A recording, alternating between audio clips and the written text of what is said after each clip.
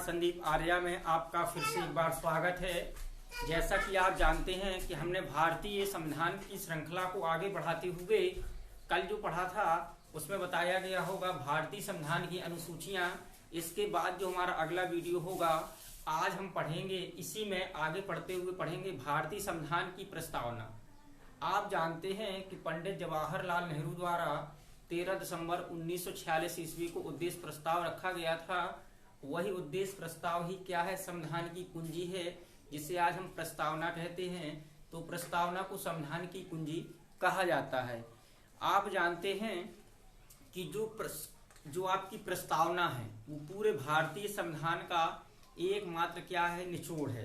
अर्थात इसे हमने छोटे रूप में लिख लिया है, उसी का हमें अर्थ पता करना होता है, क्योंकि अर्थ से कभी कभी आपके सामने प्रश्न उपस्थित हो जाते हैं जिसका उत्तर देना आप जानेंगे बड़ी आसान तरीके से वो पूछे जाते हैं।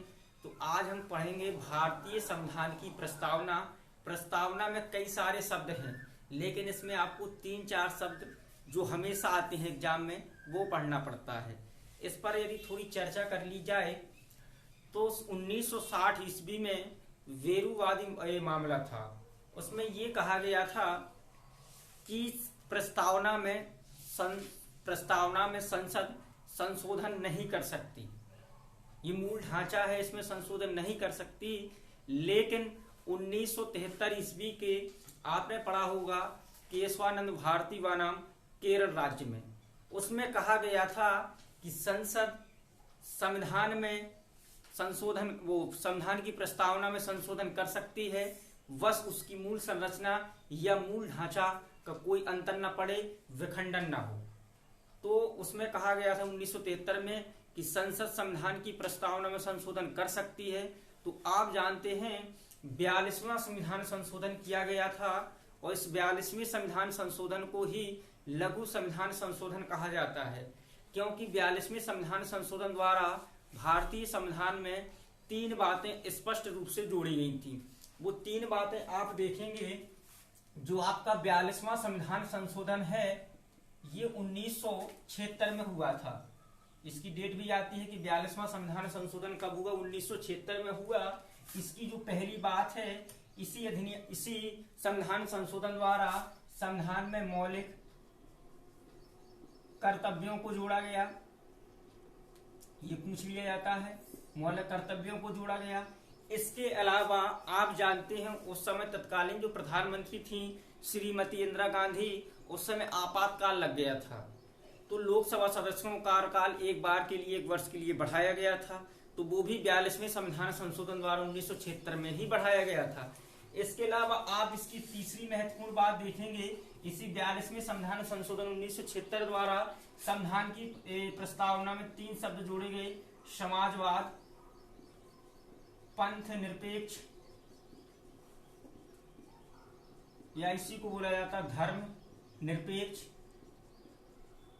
और अखंडता। ये 3 शब्द जोड़े गए थे। तो ये पूछ लिया जाता है कि संविधान की प्रस्तावना में ये 3 शब्द कब जोड़े गए। तो ये 42वें संविधान संशोधन द्वारा 1976 में जोड़े गए। और कहाँ जोड़े गए, तो ये तीनों जो शब्द हैं आप देखेंगे संविधान की प्रस्तावना में जोड़े गए। संविधान की प्रस्तावना हम भारत के लोग से प्रारंभ होती है। आपने पढ़ा होगा हम भारत के लोग, भारत को एक संपूर्ण प्रभुत्व संपन्न गणराज्य बनाने के लिए, इस प्रकार से आपने संविधान की प्रस्तावना पढ़ी होगी। तो उसमें आपका जो आपकी पहली लाइन लिखी है उसमें लिखा है हम भारत के लोग, हम भारत के लोग। अर्थात ये हम भारत के लोग क्या शो कर रहा है, इसमें नहीं लिखा मैं भारत के लोग, नहीं, हम। अर्थात हमारे संविधान में हम की भावना है, मैं और आप, अर्थात हम की भावना, हम भारत के लोग। आप इस हम भारत के लोग का शाब्दिक अर्थ क्या होता, आप देखेंगे जो पूरी जो शक्ति नहीं है तो वो किसके हाथ में है, जनता के हाथ में है, इसलिए लिखा है हम भारत के लोग। अगला आपने पढ़ा होगा, इसमें आगे यदि पढ़ते चले जाएं तो आपको एक शब्द मिलेगा संपूर्ण प्रभुत्व संपन्न। आपको इस प्रकार से शब्द मिलते हैं।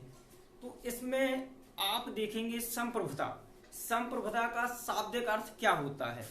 आप जानते हैं कि भारत देश है, आप जानते हैं कि 15 अगस्त 1947 ईस्वी को आजाद हो गया था। लेकिन आप ये भी जानते हैं कि भारत को पूर्ण रूप से शक्ति नहीं मिली थी, क्योंकि राज्य के 4 अंग होते हैं। अभी आगे हम चर्चा करेंगे कि राज्य के कितने अंग होते हैं। तो राज्य के 4 अंग होते हैं। राज्य में आप देखेंगे सबसे महत्वपूर्ण आप देखेंगे भूभाग होगा। भूभाग का मतलब होता है क्षेत्रफल होता है। जैसे भारत क्या एक देश है तो इसका कुछ क्षेत्रफल होगा। इसके अलावा दूसरा राज्य का महत्वपूर्ण अंग क्या है, जनसंख्या है। अब भारत एक देश है तो इसमें क्या भाई भूभाग है, तो इसमें एक निश्चित जनसंख्या होगी।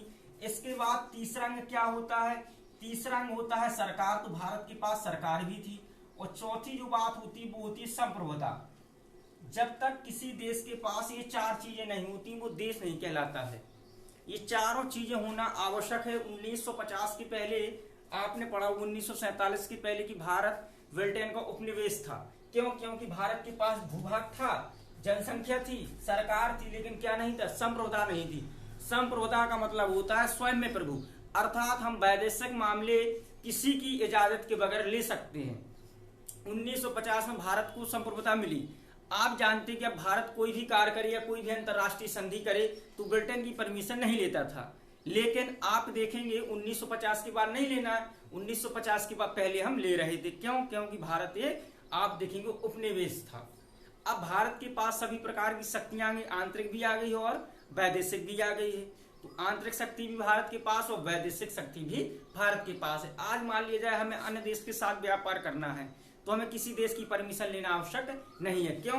क्योंकि भारत के पास क्या है, संप्रभुता है। तो संप्रभुता का अर्थ यही होता है कि स्वयं में प्रभु, स्वयं में मालिक, अर्थात आंतरिक और वैदेशिक निर्णय लेने की शक्ति, ये संप्रभुता का अर्थ होता है।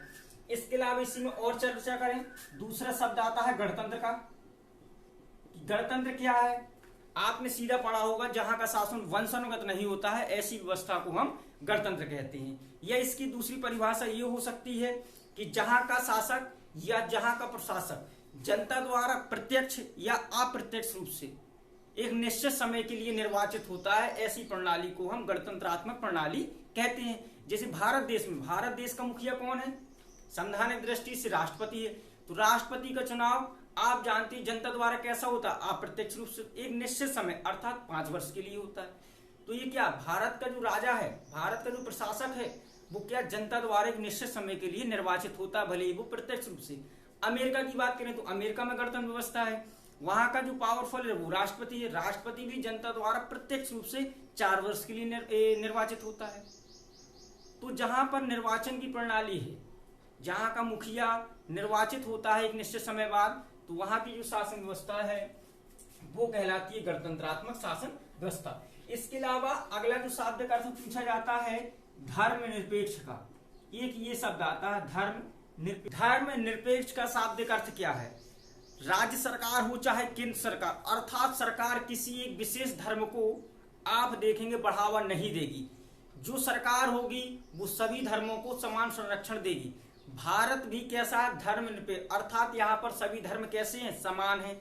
यदि मान लिया जाए ईद के दिन छुट्टी मिलेगी तो दीपावली के दिन, जितने भी आप देखेंगे यहाँ संप्रदाय को उनको बराबर, आप अभी फंडामेंटल राइट पढ़ेंगे अर्थात मौलिक अधिकार पढ़ेंगे तो उसमें आपको और अच्छी तरीके से जानकारी प्राप्त हो जाए। तो भारत एक ऐसा देश है धर्म पे, अर्थात यहाँ पर किसी धर्म का बढ़ावा नहीं है बल्कि सभी धर्मों को समान संरक्षण मिलता है। अगली चर्चा कर लें इसी में, तो ये 3-4 शब्द आते हैं संविधान की प्रस्तावना से पूछे जाते हैं कि भाई इनका शाब्दिक अर्थ क्या होता है? समाजवाद, अर्थात किसी एक व्यक्ति का अधिकार न रहे, सभी व्यक्तियों को समान रूप से सब जो वस्तुएं हैं या उत्पादन समान रूप से वितरण कराया जाए, ये समाजवाद है। तो संविधान की प्रस्तावना में 1973 में कहा गया कि संसद संविधान की प्रस्तावना में संशोधन कर सकती है, बस उसका मूल ढांचा विखंडित ना होने पाए या मूल ढांचे को कोई ठेस ना पहुंचे।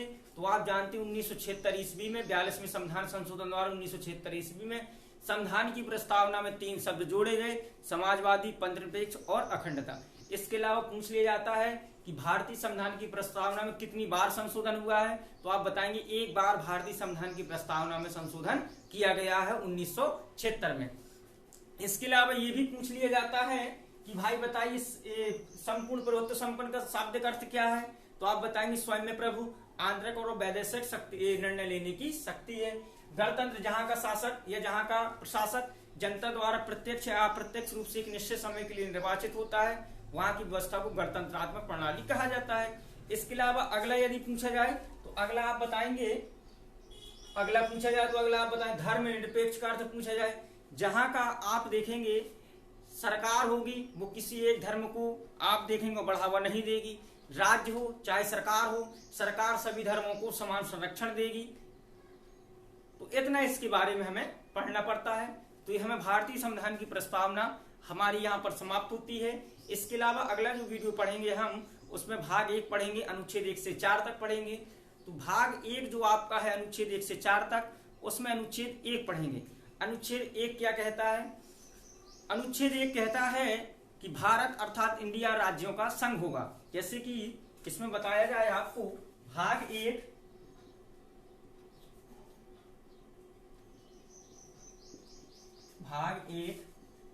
और अनुच्छेद 1 से 4 तक, इसमें आप भाग 1 पढ़ेंगे तो इसका अनुच्छेद 1 स्पष्ट रूप से कहता है कि भारत अर्थात इंडिया राज्यों का संघ होगा, राज्यों का संघ होगा।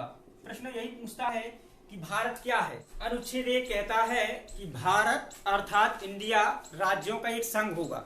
आपसे प्रश्न पूछा जाए कि भारत क्या है, तो आप बताएंगे भारत राज्यों का एक संघ है। इसके अलावा कह दिया जाए कि भारतीय संविधान में हमारे देश का नाम कितने नामों से मिलता है, तो 2 नाम, एक भारत और दूसरा इंडिया। इतना आपसे प्रश्न पूछा जाता है। इसके अलावा कह दिया जाए इसी में आर्टिकल 2, आर्टिकल 3, आर्टिकल 2 कहता है, अनुच्छेद 2 कहता है कि नए राज्यों को भारतीय संघ में मिलाना किसका कार्य है, तो आप बताएंगे संसद का। आर्टिकल 2 कहता है कि नए राज्यों को भारतीय संघ में मिलाना किसका काम है, तो आप बताएंगे ये संसद का काम है। आर्टिकल 3 कहता है कि नए राज्यों की स्थापना करना, नए राज्यों की सीमा में परिवर्तन करना या उसका नाम परिवर्तन करना आदि जो कार्य हैं वो भी किसके द्वारा किए जाएंगे, वो भी संसद द्वारा किए जाते हैं। इतना आपको इसके बारे में पढ़ना पड़ता है। हमने भारतीय संविधान का भाग 1 अनुच्छेद 1 से 4 तक पढ़ा है। अनुच्छेद 1 कहता है भारत अर्थात इंडिया राज्यों का एक संघ होगा। आर्टिकल 2 कहता है नए राज्यों को भारतीय संघ में मिलाना संसद का कार्य है। आर्टिकल 3 कहता है किसी राज्य की सीमा परिवर्तन करना, नाम परिवर्तन करना या नए राज्य का निर्माण करना, ये जो सब शक्ति है किसके पास है, ये भी संसद के पास है। तो आज हमने भारतीय संविधान का भाग 1 अनुच्छेद 1 से 4 तक पढ़ा है। कल वाले वीडियो में हम पढ़ेंगे भारतीय संविधान का भाग 2 अनुच्छेद 5 से 11 तक, जिसमें हम पढ़ेंगे आपकी नागरिकता। आप जानते हैं कि भारत में एकल नागरिकता है और एकल नागरिकता का प्रावधान हमने कहां से लिया है, तो ब्रिटेन से लिया है। नागरिकता देने का कार्य किसका है, तो संसद का है। नागरिकता 5 प्रकार से हम प्राप्त कर सकते हैं, 5 में से कोई एक शर्त होनी चाहिए। इसके अलावा 3 प्रकार से हमारी नागरिकता समाप्त हो जाती है। तो ये जो हम भाग है ये अगले वाली वीडियो में पढ़ेंगे। धन्यवाद।